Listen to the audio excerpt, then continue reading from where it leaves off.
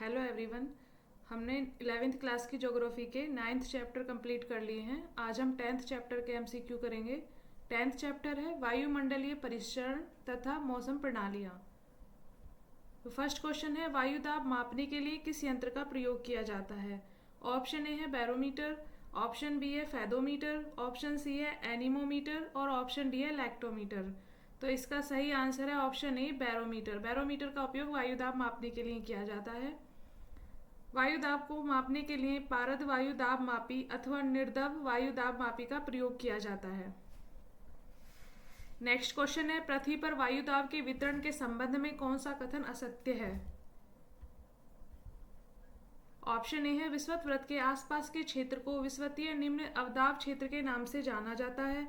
Option B है 30 degree उत्तरी एवं 30 डिग्री दक्षिणी अक्षांश को उपोषण उच्च वायुदाब क्षेत्र कहा जाता है। ऑप्शन सी है ध्रुवीय क्षेत्रों के निकट वायुदाब कम होता है और ऑप्शन डी है इनमें से कोई नहीं। तो इसका सही आंसर है ऑप्शन सी। ये ऑप्शन गलत है, ध्रुवीय क्षेत्रों के निकट वायुदाब कम होता है। व्याख्या देख लेते हैं। विषुवत वृत्त के निकट वायुदाब कम होता है और इसे विषुवतीय निम्न अवदाब क्षेत्र के नाम से जाना जाता है। 30 डिग्री उत्तरी व 30 डिग्री दक्षिण अक्षांशों के साथ उच्च दाब क्षेत्र पाए जाते हैं जिन्हें उपोष्ण उच्च वायुदाब क्षेत्र कहा जाता है। ध्रुवों की तरफ 60 डिग्री उत्तरी व 60 डिग्री दक्षिणी अक्षांशों पर निम्न दाब पेटियां हैं जिन्हें अधोध्रुवीय निम्न दाब पेटियां कहते हैं। ध्रुवों के निकट वायुदाब अधिक होता है और इसे ध्रुवीय उच्च वायुदाब पट्टी कहते हैं। वायुदाब पट्टियां स्थायी नहीं है, सौर किरणों के विस्थापन के साथ ये पट्टियां विस्थापित होती रहती हैं। नेक्स्ट क्वेश्चन है, निम्नलिखित कथनों पर विचार कीजिए। फर्स्ट है पृथ्वी की धरातलीय विषमता पवनों की गति को प्रभावित करती है। सेकंड है पृथ्वी के परिक्रमण के कारण वायु पर कोरियोलिस बल लगता है। उपयुक्त में से कौन से कथन सत्य हैं?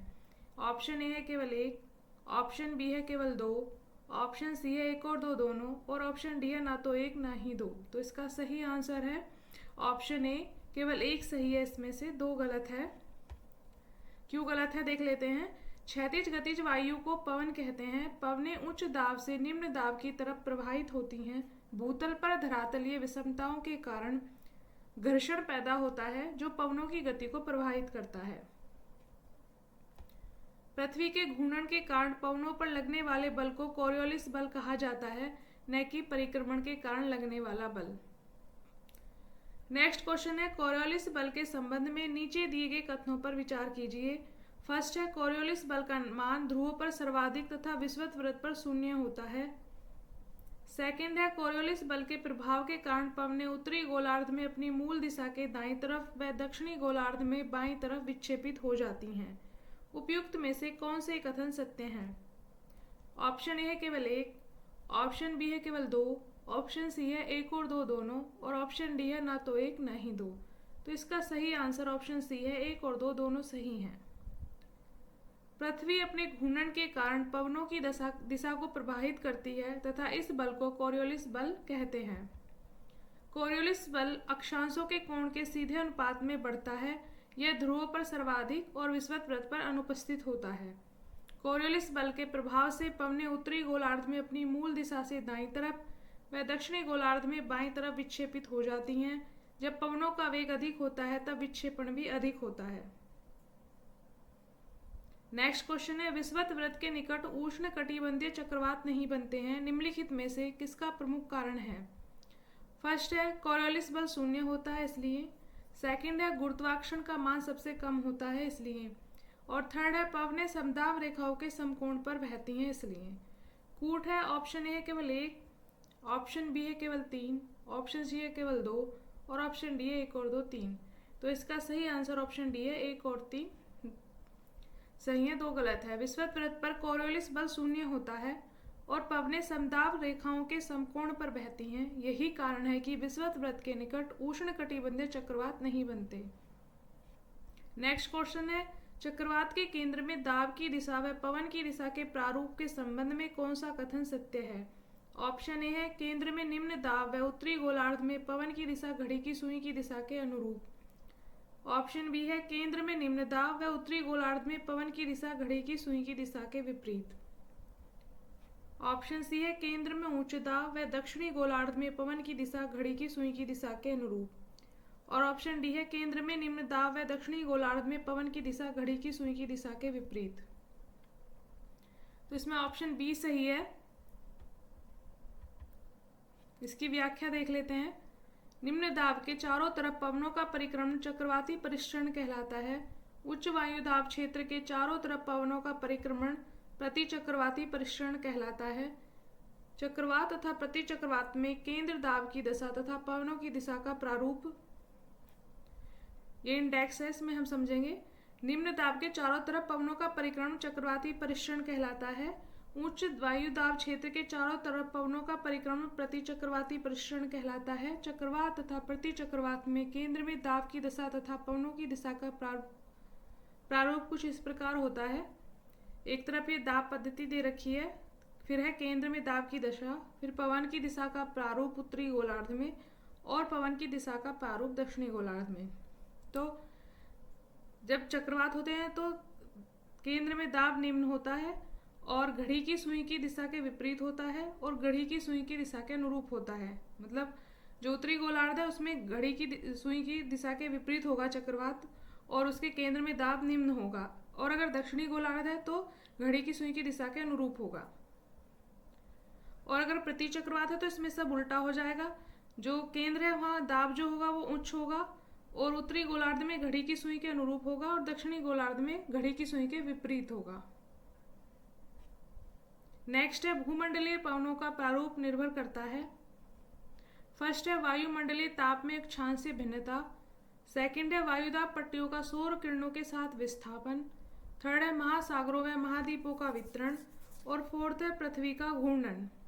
ऑप्शन ए केवल 1 और 2, ऑप्शन बी है केवल 2, 3 और 4, ऑप्शन सी है केवल 3 और 4 और ऑप्शन डी है उपयुक्त सभी। तो इसका सही आंसर ऑप्शन डी है, उपयुक्त सभी। भूमंडलीय पवनों का प्रारूप मुख्यतः निम्न बातों पर निर्भर करता है। वायुमंडलीय ताप में अक्षांशीय भिन्नता, वायुदाब पट्टियों की उपस्थिति, वायुदाब पट्टियों का सौर किरणों के साथ विस्थापन, महासागरों व महाद्वीपों का वितरण, पृथ्वी का घूर्णन और वायुमंडलीय पवनों के प्रभाव प्रारूप को वायुमंडलीय सामान्य परिसरण भी कहा जाता है। यह वायुमंडलीय परिसरण महासागरीय जल को भी गतिमान करता है जो पृथ्वी की जलवायु को प्रभावित करता है। नेक्स्ट है अंत उष्ण कटिबंधीय अभिसरण क्षेत्र यानी कि ITCZ प्राय कहाँ पर होता है। ऑप्शन ए कर्क रेखा के निकट, ऑप्शन बी विषुवत वृत्त के निकट, ऑप्शन सी मकर रेखा के निकट और ऑप्शन डी आर्कटिक वृत्त के निकट। तो इसका सही आंसर ऑप्शन बी है, विषुवत वृत्त के निकट।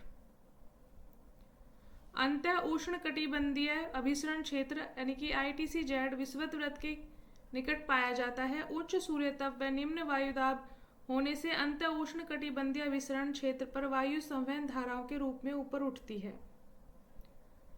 नेक्स्ट है पृथ्वी की सतह पर विभिन्न कोष्ठ तथा उसमें प्रभावित होने वाली पवनों के संबंध में कौन सा युग्म सम्मिलित है।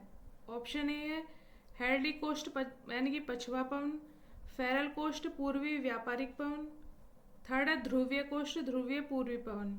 ऑप्शन ए है केवल 1 और 2, बी है केवल 2 और 3, ऑप्शन सी है केवल 3 और ऑप्शन डी है 1, 2 और 3।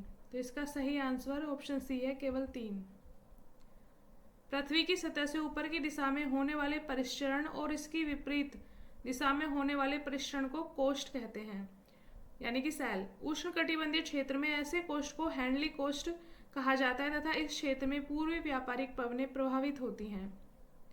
उपोष्ण उच्च दाब कटिबंधीय क्षेत्र को फेरल कोष्ठ कहा जाता है तथा इस कोष्ठ के धरातल में प्रभावित होने वाली पवनें पछवा पवनों के नाम से जानी जाती हैं। ध्रुवीय अक्षांशों पर ठंडी सघन वायु का ध्रुवों पर अवतलन होता है और मध्य अक्षांशों की ओर ध्रुवीय पूर्वी पवनों के रूप में प्रभावित होती हैं। इस कोष्ठ को ध्रुवीय कोष्ठ कहा जाता है। नेक्स्ट क्वेश्चन है दक्षिणी दोलन की घटना का संबंध किस महासागर से है।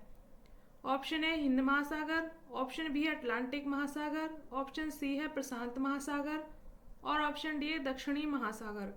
तो इसका ऑप्शन सी सही है, प्रशांत महासागर।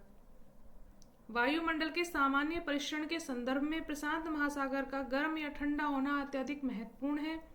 मध्य प्रशांत महासागर की गर्म जलधाराएं दक्षिणी अमेरिका के तट और की ओर प्रभावित होती हैं और पेरू की ठंडी धाराओं का स्थान ले लेती हैं। पेरू के तट पर इन गर्म धाराओं की उपस्थिति एल नीनो कहलाती है। एल नीनो घटना का मध्य प्रशांत महासागर और ऑस्ट्रेलिया के वायुदाब परिवर्तन से गहरा संबंध है। प्रशांत महासागर पर वायुदाब में यह परिवर्तन दक्षिणी दोलन कहलाता है। इन दोनों दक्षिणी दोलन व एल नीनो की संयुक्त घटना को ENSO के नाम से जाना जाता है।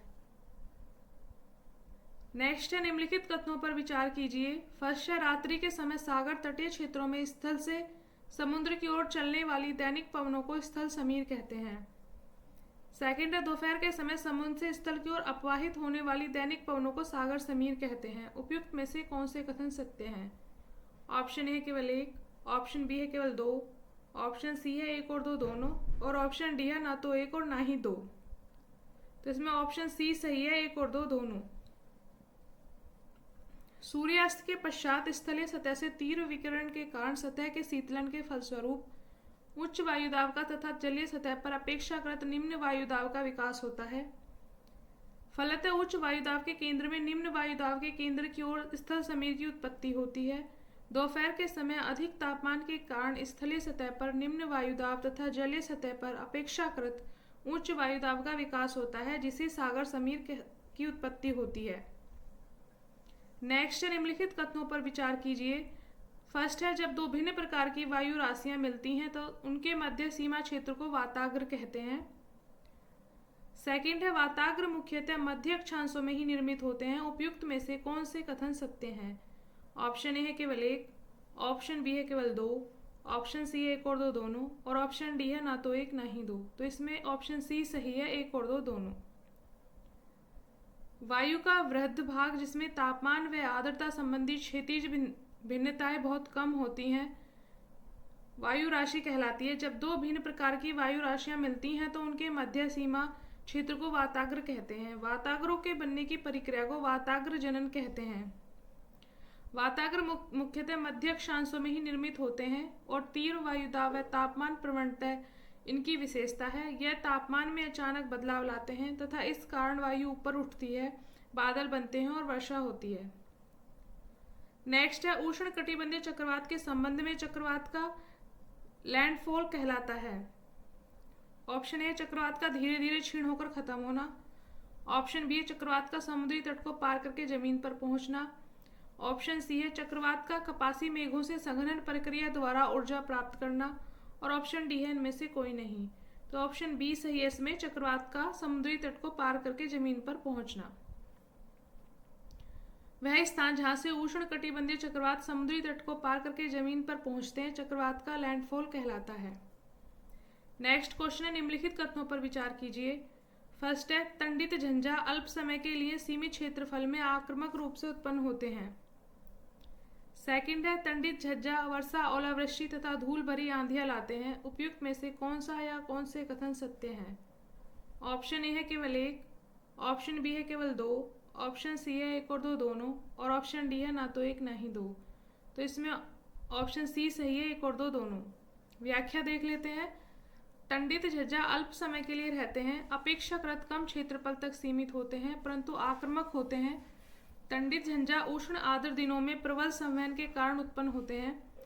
तंडित झंझा एक पूर्ण विकसित कपासी वर्षा मेघ है जो गरज व बिजली उत्पन्न करते हैं। जब ये बादल अधिक ऊंचाई तक चले जाते हैं जहां तापमान शून्य से कम रहता है तो इसमें ओले बनते हैं और ओलावृष्टि होती है। आर्द्रता कम होने पर यह तंडित झंझा धूल भरी आंधियां लाते हैं। तंडित झंझा उष्ण वायु का प्रबल ऊर्ध्व प्रवाह है जिसके कारण बादलों का आकार बढ़ता है और ये अधिक ऊंचाई तक पहुंचते हैं जिससे वर्षण होता है। नेक्स्ट क्वेश्चन है, टोर्नेडो के संबंध में नीचे दिए कथनों पर विचार कीजिए। फर्स्ट है, टोर्नेडो भयानक तंडित झंझा का एक रूप है। सेकंड है, टोर्नेडो मुख्यतः विषुवतीय रेखीय क्षेत्र में उत्पन्न होते हैं। उपयुक्त में से कौन सा या कौन से कथन सत्य हैं? ऑप्शन ए है केवल एक, ऑप्शन बी है केवल दो, ऑप्शन सी है एक और दो दोनों, और ऑप्शन डी है ना तो एक ना ही दो। तो इसमें ऑप्शन ए सही है, केवल एक। व्याख्या देख लेते हैं। भयानक तंडित झंझा से कभी कभी वायु आक्रामक रूप से हाथी के सूंड, ये गुड़ नहीं है, सूंड है, ये स है, ग नहीं है। सूंड की तरह सर्पिल अवरोहण करती है। इसमें केंद्र पर अत्यंत कम वायुदाब होता है और ये व्यापक रूप से विनाशकारी होती है। इस परिघटना को टोर्नेडो कहते हैं। टोर्नेडो सामान्यतः मध्य अक्षांशीय क्षेत्रों में उत्पन्न होते हैं। समुद्र पर टोर्नेडो को जल स्तंभ कहते हैं। नेक्स्ट क्वेश्चन है, सूची फर्स्ट को सूची सेकंड से मिलाइए। सूची फर्स्ट है ऑस्ट्रेलिया, चीन, भारत और संयुक्त राज्य अमेरिका, और सूची सेकंड में हरिकेन, विली विली, टाइफून और चक्रवात। मतलब किस देश के पास कौन से चक्रवात बनते हैं, मेनली ये है इसमें। तो जो ऑस्ट्रेलिया के पास बनते हैं वो है विली विली, और जो चीन के पास बनता है वो है टाइफून, और भारत में चक्रवात आते हैं, और संयुक्त राज्य अमेरिका में हैरिकेन आते हैं। तो यहाँ पे ये क्वेश्चन मतलब ये चैप्टर हमारा समाप्त होता है।